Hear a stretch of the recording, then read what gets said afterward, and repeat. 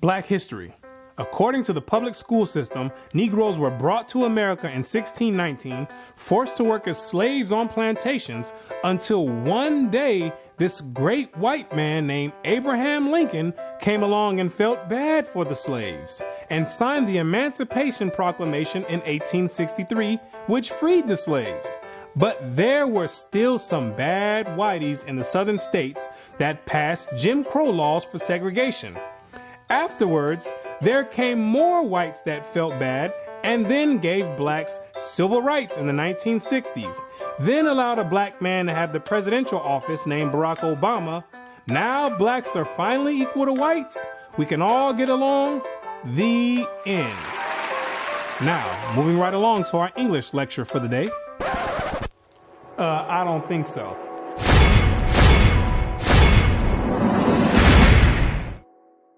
Black history. What do you know about black history? Let me ask you a question. Prior to the transatlantic slave trade in the 1600s, what was your nationality? What did you call yourself? Some may say African. Well, Africa is a continent, and in that continent, there's over 47 different countries in there. Which one do you come from? What language did you speak prior to the 1600s? Was it English? There's over 1,500 dialects being spoken in the land of Africa. Pick one. What clothing did you wear? Was it high heels and stilettos? Skinny jeans and Vans? What food did you eat? Hamburgers and hot dogs? French fries and SpaghettiOs? What religion did you partake in? Who was your God? Was it Christianity and Cesare Borgia? Most of you have no idea about the answer to these questions. You have no recollection of any history prior to the transatlantic slave trade. Now, is that a coincidence or by random chance? I don't think so. Have you ever asked yourself, why is it that in the public school system that every time the subject of black history is taught, it always begins in the 1600s and with slavery? Why is that? Doesn't that raise some antennas and spark inquiry? Why is it that the public school system is so committed to revolving black history solely on the past 400 years? Why is that? Is it because there's a deficiency in historical data? Or maybe because there's no history at all prior to the 1600s? Maybe black people just poofed out of thin air, sporadically, landed on slave ships, and they said, hey, we got a new species here, and start importing and exporting them all over the world. Maybe that's what happened. The question arises, what is the drawback on this history? Why does it keep being withheld? What's the big idea about it? Why is it being held hostage? That's the question. Why can't it be expounded on? 100 years prior to the 1600s? 300 years? 500 years? 1,000 years? Why is that information not being revealed? What's the big secret? What's the mysticism about it? What you're going to come to realize is that your identity is the biggest kept secret on the planet Earth. Oh, you thought that NASA and the space station and the secret missions being conducted by them, oh, you thought that was the biggest kept secret on Earth. No, this is bigger than that. You thought that the government and the CIA and the FBI hiding information about UFOs and Planet X and Nibiru and aliens, you thought that was the biggest information and biggest kept secret. No, this is bigger than that. The elite Confederate has spent billions of dollars and constructed an innumerable amount of psychological stratagem to ensure that you never received and acquired this information that's about to be put out. You're about to receive pertinent information from some of the most reputable biblical scholars, historians, and archaeologists. And they all know something that you don't know. And that's your identity. Ham, the youngest son of Noah, born probably about 96 years before the flood, and one of 8 persons to live through the flood. He became the progenitor of the dark races, not the Negroes, but the Egyptians, Ethiopians, Libyans, and Canaanites. Wait, the churches and the pastors, which are set up by the government, all teach in unison a doctrine that all black people come from the seed of Ham. But once you open up scholastic sources, you'll find out that the biblical scholars say something totally different from what's taught in Orthodox Christianity. What do they mean by Ham is the father of the dark races but not the Negroes? The Negroes themselves are a dark race of people, so how can you say that Ham is the father of all these dark races and exclude the Negroes? What are the biblical scholars trying to convey? What the biblical scholars are saying is that you're not African. There's only 4 families, according to the Bible, that make up the native population of Africa, or the land of Ham. And the biblical scholars know that you don't descend from any one of those 4 families. In order to write that in a scholastic and academic book, the biblical scholars have done extensive and thorough research on both the so-called Negroes and the Africans, the native Africans. And they came to the conclusion after the extensive research that the Negroes don't have anything to do with the native Africans at all. They're 2 totally separate people. In the 1840s, Morton collaborated with George R. Gliddon, an Egyptologist, who provided him with mummy heads and information about the racial significance of Egyptian tomb inscriptions. In Crania Aegyptiaca, published in 1844, Morton pointed out that both cranial and archaeological evidence showed that the Egyptians were not Negroes. In 1840, Dr. Morton was trying to find out the racial origin of the so-called Negroes that were in America in slavery.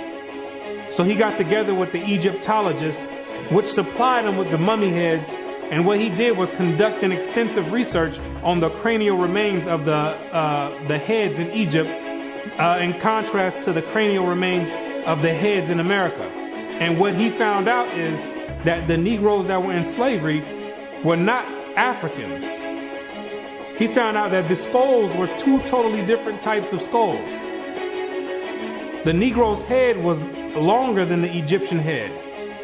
The physical characteristics from the outside look similar, with the thick lips and the broad nose.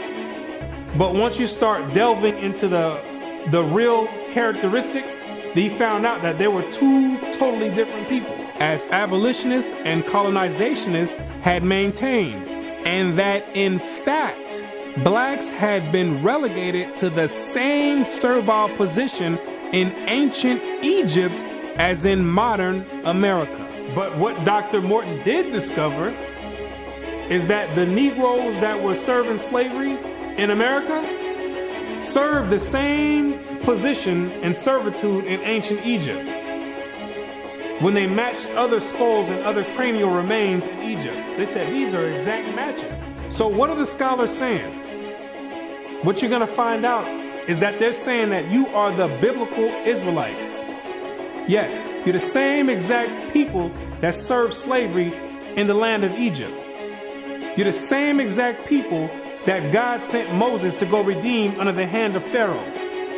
You're the same exact people.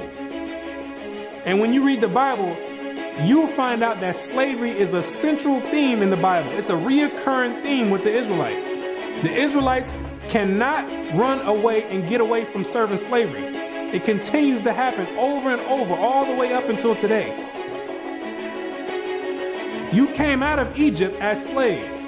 came down into the land of Israel, no sooner as you got there, then you had the Assyrians come, capture the land of Israel, and take you and make you slaves. In the 9th year of Hoshea, the king of Assyria took Samaria and carried Israel away into Assyria. You came out of the land of Assyria, went back to the land of Israel. Then the Babylonians came, which are the modern day Ethiopians, the Cushites, came to the land of Israel and made you slaves. So all Israel were reckoned by genealogies. And behold, they were written in the book of the kings of Israel and Judah, who were carried away to Babylon for their transgression. You came out of the Babylonian captivity, went back to the land of Israel. Then the Persians came on down there, took the Israelites and made you slaves. For we were bondmen, yet our God hath not forsaken us in our bondage, but hath extended mercy unto us in the sight of the kings of Persia. You came back from the Persian Medo captivity, went back to the land of Israel, rebuilt the temple up. Then the Greeks came on down there, took you and made you slaves, and to entreat them that they would take the yoke from them. For they saw that the kingdom of the Grecians did oppress Israel with servitude. After you came from the Greek captivity, you went back into the land of Israel, rebuilt the temple because the Greeks were sacrificing swine and pig on the altars. No sooner as you came back to the land of Israel, then the Romans came and had you during the time of Christ as slaves. It was so much slavery going on with the Israelites that Jeremiah himself had to ask, is Israel just put on earth just to be slaves? Is that your whole purpose? Just to be servitude to other nations? Is Israel a servant? Is he a homeborn slave? Why is he spoiled? So you might be asking yourself, if the so-called Negro is part of the 12 tribes of Israel, how in the world did you get to the west coast of Africa? And when ye shall see Jerusalem compassed with armies, then know that the desolation thereof is nigh.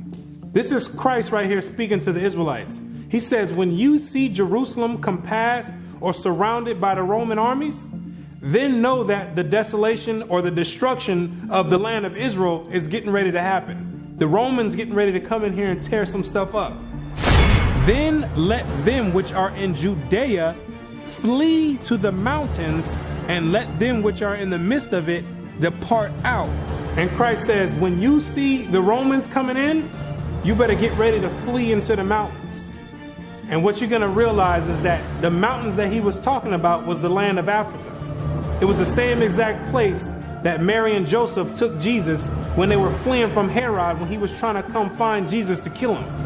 They went right into Africa. And the Israelites went into Africa as well, fleeing from the Romans. In the year 65 BC, the Roman armies under General Pompey captured Jerusalem. In 70 AD, General Vespasian and his son Titus put an end to the Jewish state with great slaughter.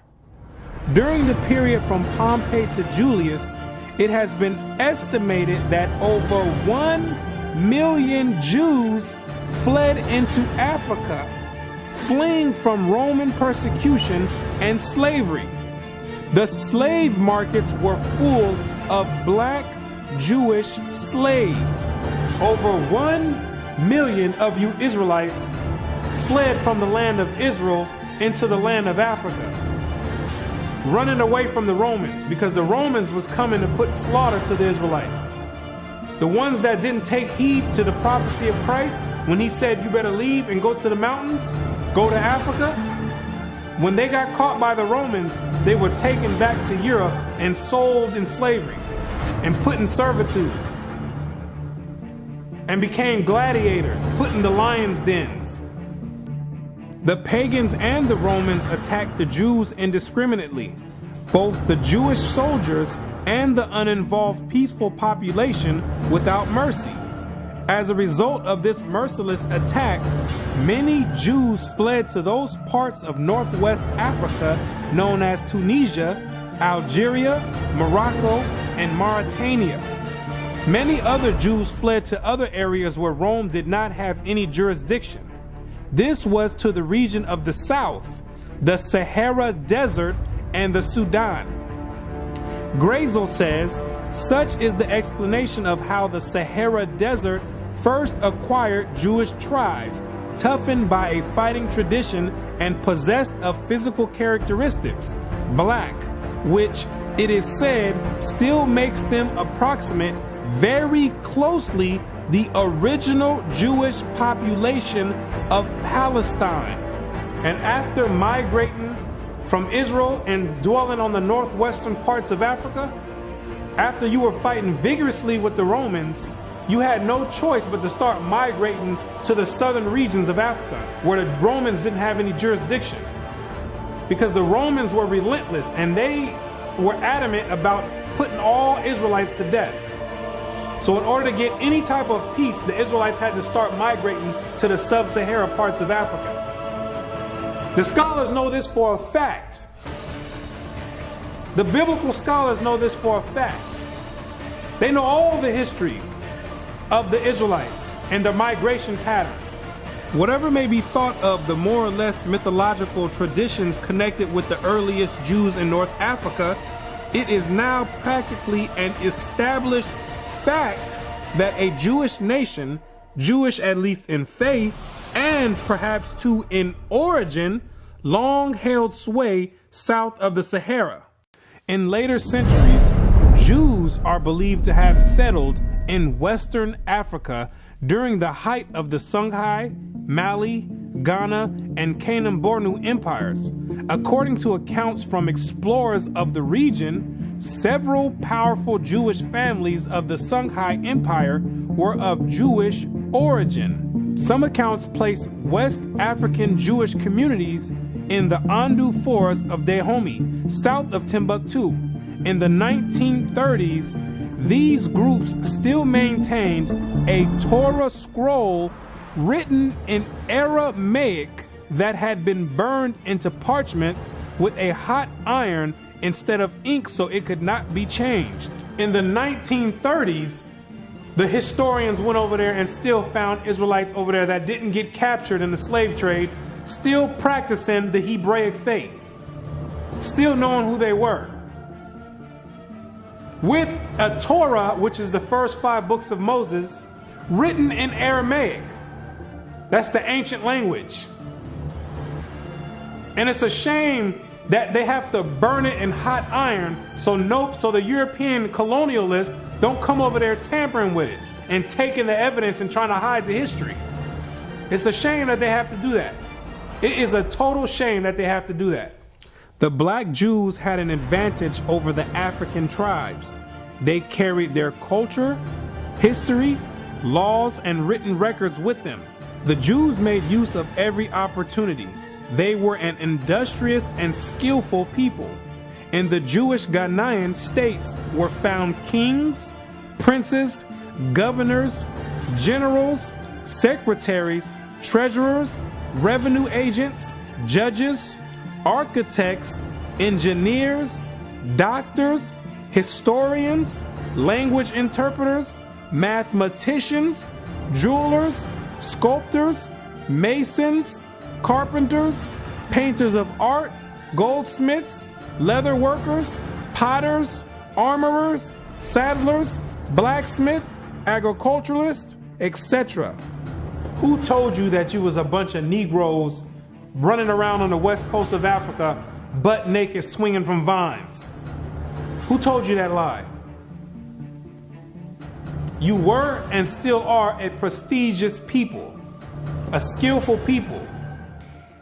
The decline of Jewish communities of the West African Maghreb most likely began with the influx of Arab invaders into North Africa starting in 640 CE and later into West Africa in the 1300s and 14 CE. So after you had established communities and empires on the west coast of Africa, after the 7th century, that's when Muhammad and his band of thugs came down there to the West Coast with the Quran in one hand and a sword in another one. And they were forcibly converting the Israelites into that nonsense Islam. Yeah, I said it, nonsense Islam, because that's not what we were dealing with. That's the Arabs' religion. That's not what we were dealing with.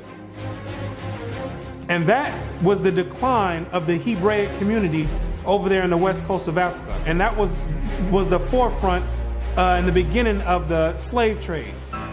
Yea, and what have ye to do with me, O Tyre and Zidon, and all the coast of Palestine? Tyre, Zidon, and the coast of Palestine, those are all ancient Africans that God is referring to. Will ye render me a recompense? And if ye recompense me, swiftly and speedily will I return your recompense upon your own head. Because ye have taken my silver and my gold, and carried into your temples my goodly pleasant things. The children also of Judah and the children of Jerusalem have ye sold unto the Grecians. The Africans got together with the so-called Grecians or the Europeans, and they commenced in selling the Israelites that were dwelling on the west coast of Africa in slavery. There's your slave trade right there in the Bible. Both buyers, Europeans, and sellers, Africans, saw the people traded into captivity on the African coast as outsiders. Now, why did those Africans see you as outsiders? Because you were some people that migrated and encroached on their land. They knew you were not the same exact people. The customs that you had, the way you moved, they knew you were not the same people, so they had no problem commencing in a slave trade with the Europeans. Do you be crazy to believe that Africans were selling their own people? That makes no sense at all.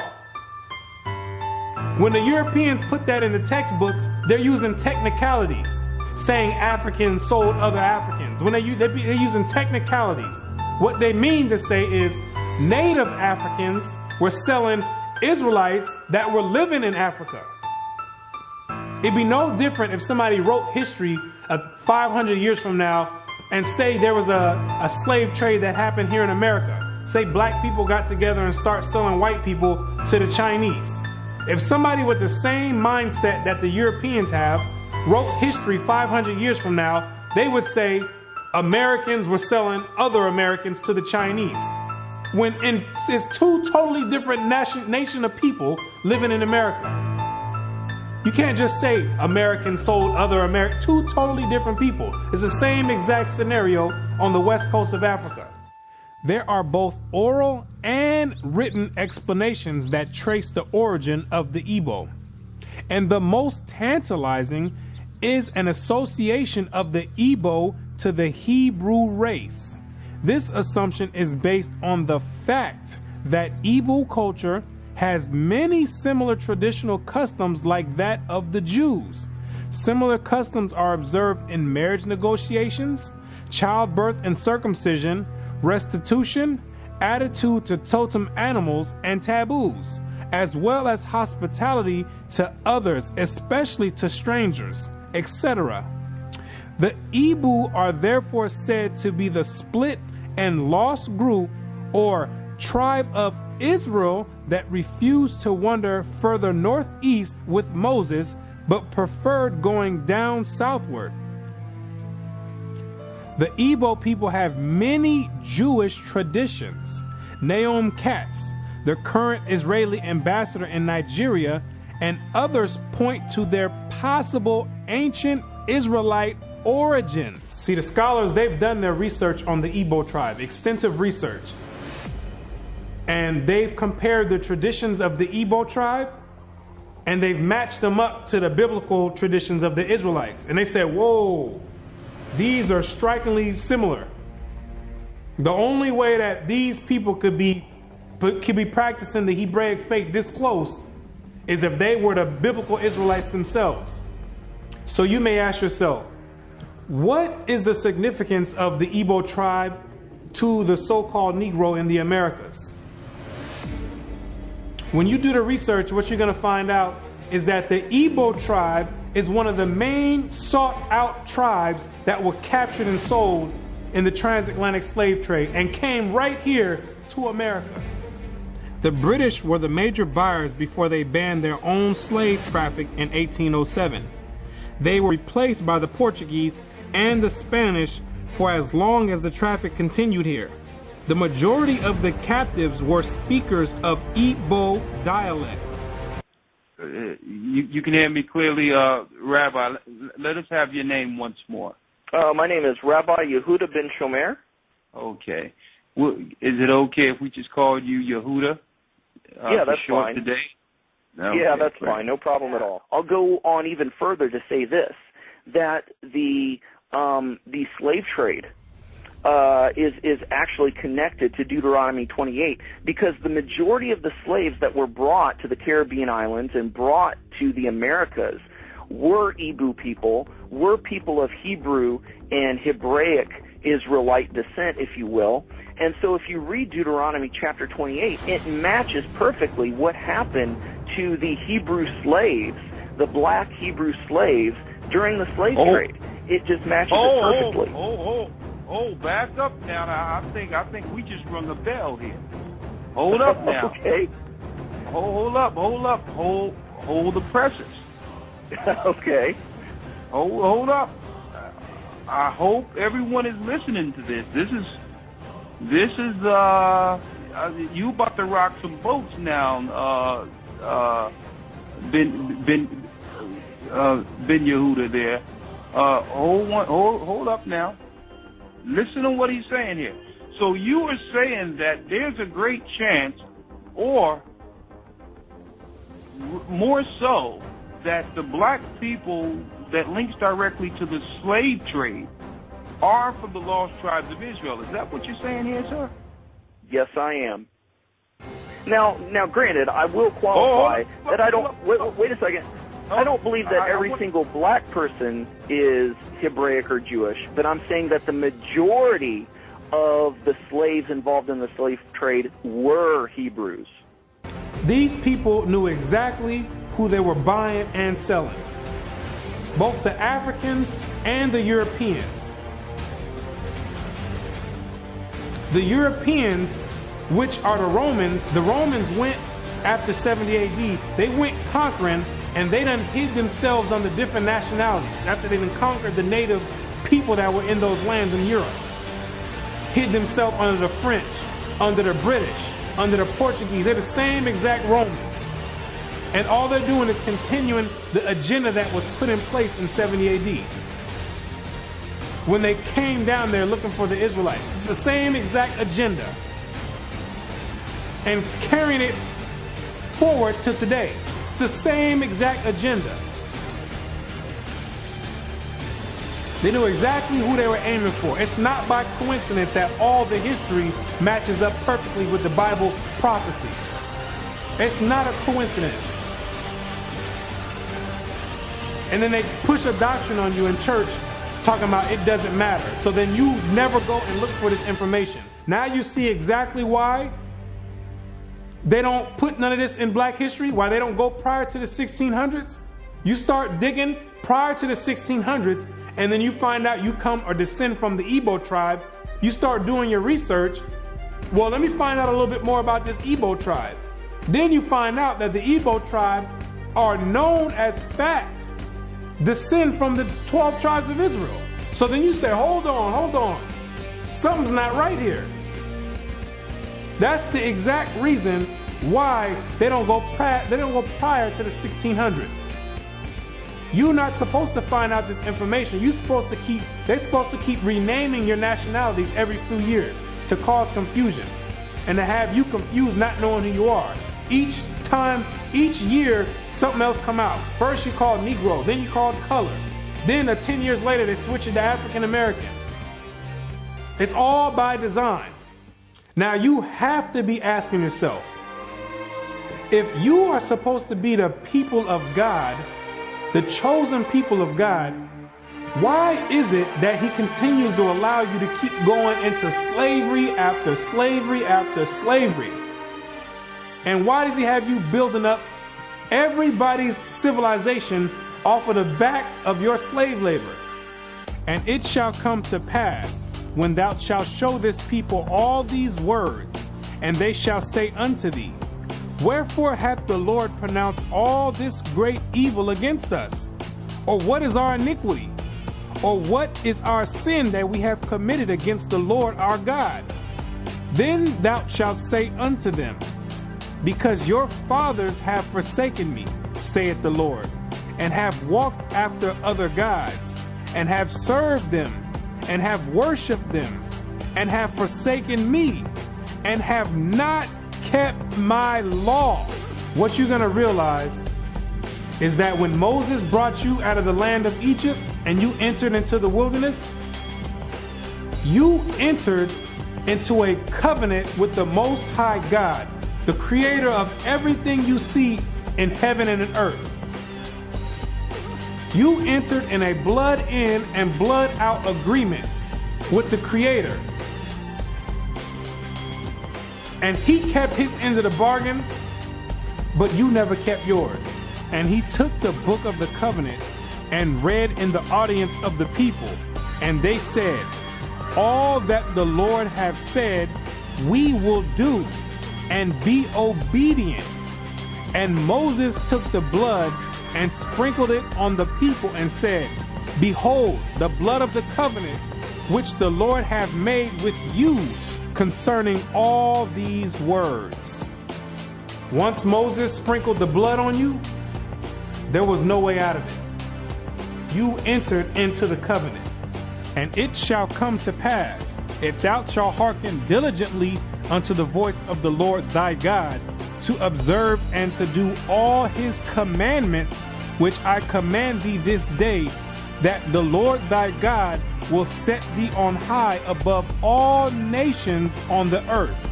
And all these blessings shall come on thee and overtake thee, if thou shalt hearken unto the voice of the Lord thy God. You see, if you kept your end of the bargain, the deal was the Most High was going to set you above all nations on the planet Earth. You know, the same spot that the Europeans have today, that was supposed to be your spot if you kept his laws, statutes, and commandments. But, that means there's a stipulation. There's two sides of the bargain. It shall come to pass, if thou wilt not hearken unto the voice of the Lord thy God, to observe to do all his commandments and his statutes which I command thee this day, that all these curses shall come upon thee and overtake thee.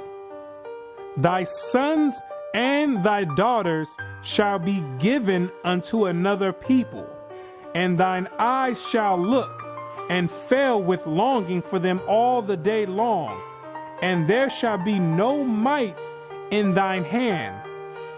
Thou shalt beget sons and daughters, but thou shalt not enjoy them, for they shall go into captivity. The stranger that is within thee shall get up above thee very high, and thou shalt come down very low. Moreover, all these curses shall come upon thee, and shall pursue thee, and overtake thee, till thou be destroyed, because thou hearkenest not unto the voice of the Lord thy God, to keep his commandments and his statutes which he commanded thee. And they shall be upon thee for a sign and for a wonder, and upon thy seed forever, because thou servest not the Lord thy God with joyfulness and with gladness of heart for the abundance of all things. Therefore shalt thou serve thine enemies, which the Lord shall send against thee, in hunger and in thirst and in nakedness and in want of all things. And he shall put a yoke of iron upon thy neck until he have destroyed thee. God says you'd have the yokes of iron on your neck until he has destroyed you. So that means when he take the yokes of iron off, you were destroyed. When did that happen? in 1863 when Abraham Lincoln signed the Emancipation Proclamation. The yokes of iron came off, but at that time, your whole history had been whipped out of you. When the master gives you something, you take it. He gave it a name. It's a nice name. It's Toby. And it's going to be yours till the day you die. Now, I know you understand me, and I want to hear it.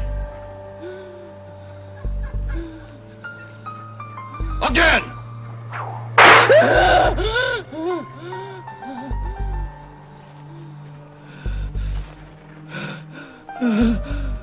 I want to hear you say your name. Your name is Toby. What's your name? Gunther.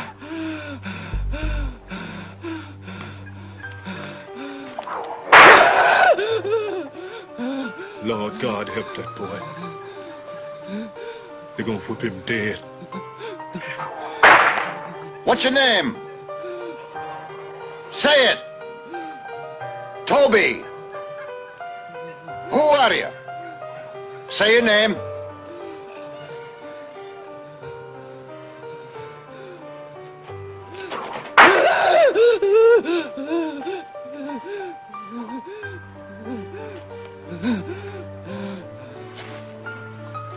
What's your name? Toby. So that the man that is tender among you and very delicate, his eyes shall be evil towards his brother, and toward the wife of his bosom, and toward the remnant of his children, which he shall leave. You wonder why it's black on black crime? You didn't keep your part of the covenant. You wonder why black men always leave the children? You didn't keep your part of the covenant. Also, every sickness and every plague which is not written in the book of this law, them will the Lord bring upon thee until thou be destroyed. Why are you number one in HIV? You didn't keep your part of the covenant. Why are you number one in hypertension and high blood pressure? You didn't keep your part of the covenant. Why are you number one in high cholesterol? You didn't keep your part of the covenant. Why are you number one in diabetes? You didn't keep your part of the covenant. Why are you number one in all negative effects across the board? You didn't keep your part of the covenant. And the Lord shall scatter thee among all people from one end of the earth even unto the other. And there thou shalt serve other gods, which neither thou nor thy fathers have known, even wood and stone. And among these nations shalt thou find no ease, neither shall the sole of thy foot have rest. But the Lord shall give thee there a trembling heart, and failing of eyes, and sorrow of mind. And thy life shall hang in doubt before thee, and thou shalt fear day and night, and have no assurance of thy life. In the morning thou shalt say, would God it were even?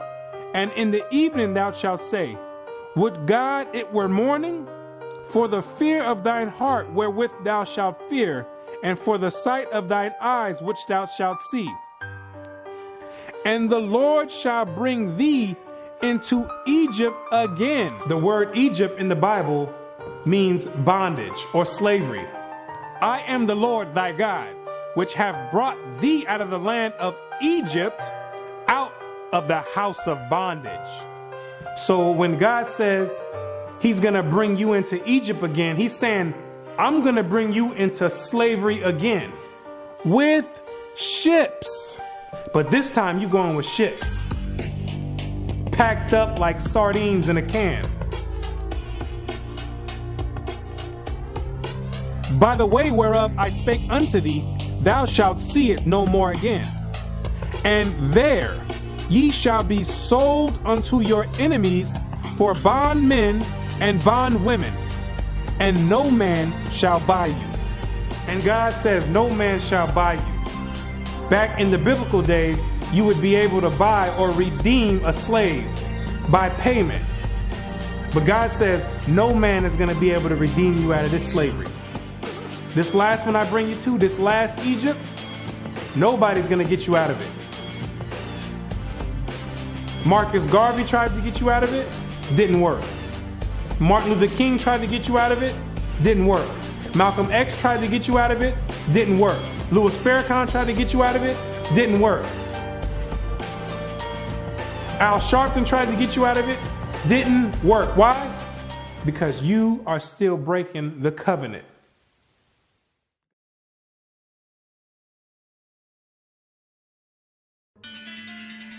If you're the real Israelites, who are these people over there in the land of Israel claiming to be you? Those are Romans, Europeans. They got pushed up in the South Georgia, Russia, in the Caucasus Mountains, and hid themselves under the name of Khazars. Between the 8th and 9th century, the Khazarian Empire under King Bulan adopted the traditions of the Israelites and mixed it with paganism and called it Judaism. Yes, we know your history too.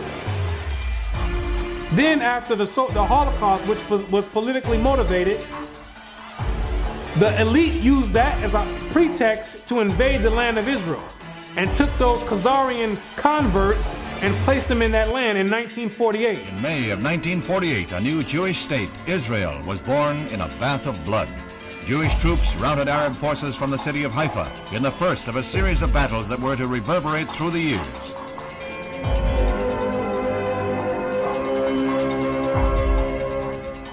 In the year of independence, fighting was fierce in the Negev desert area. Here, Israeli troops routed the Arabs and took hundreds of prisoners.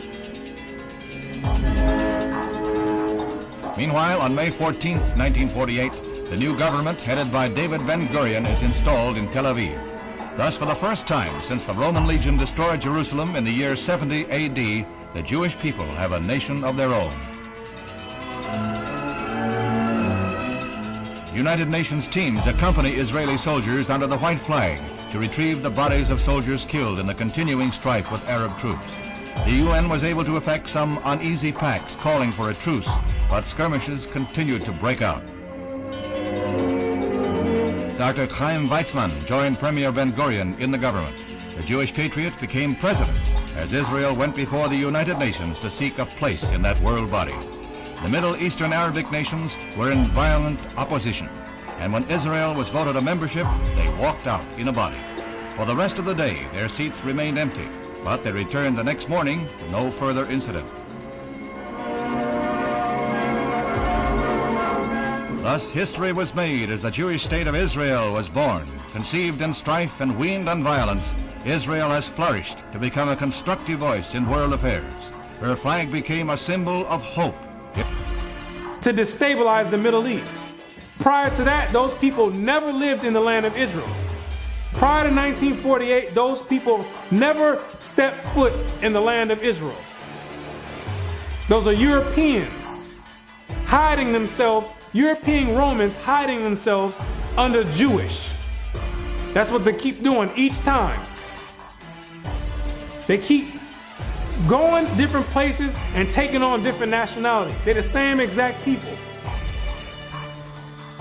These are the same exact people that funded your transatlantic slave trade. Yes, the same Jewish man. The same Romans. These are the same people that's responsible for your 400-year short span Black history curriculum.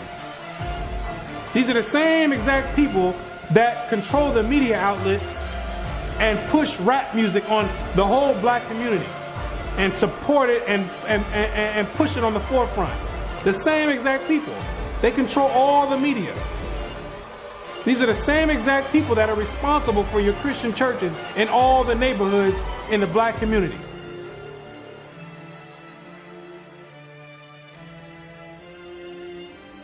The Bible says when the real Jews get in the land of Israel, there will be no more war.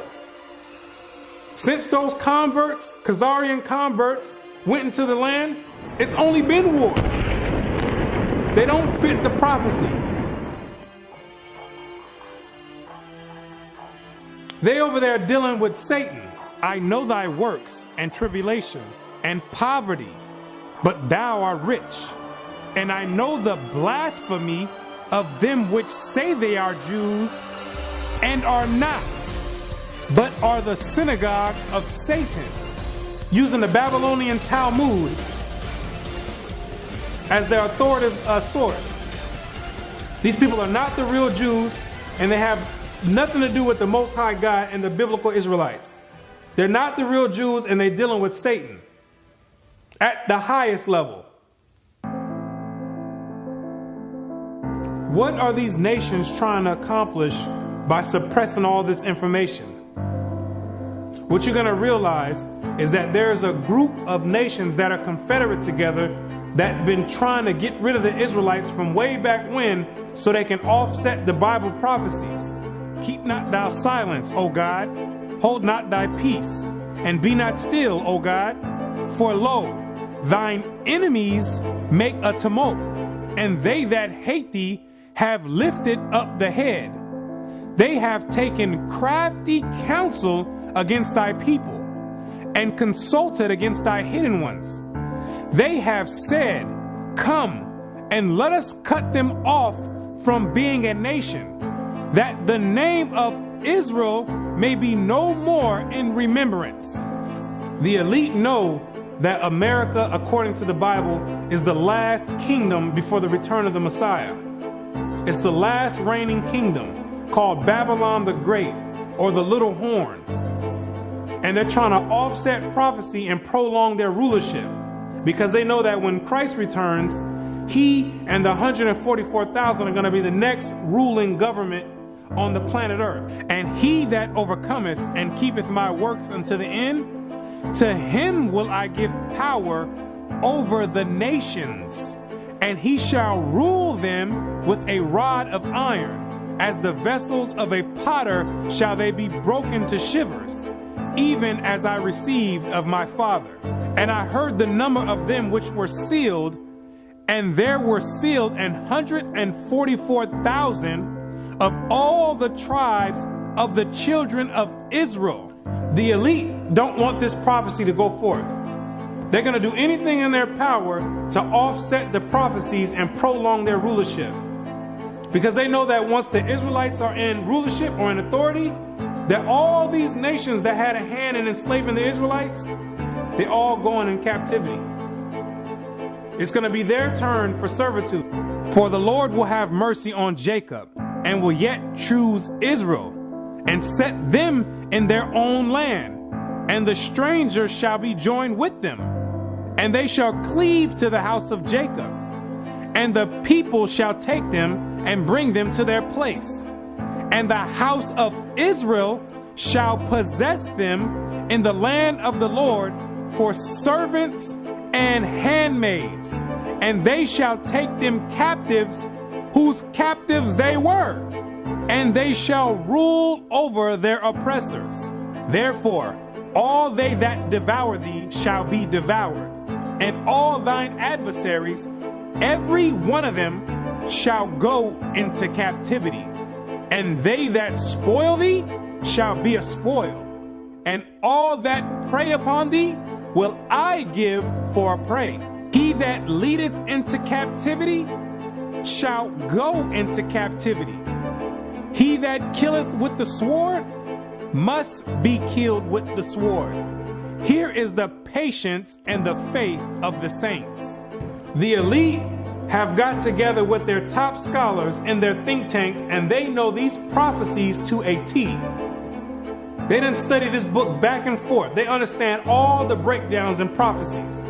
So in order to prevent these things, they have to suppress history and rewrite history and flood the media outlets with all types of futile material like rap music, Atlanta Housewives, and other reality TV nonsense to keep your mind occupied on entertainment and diverted from anything with any significance.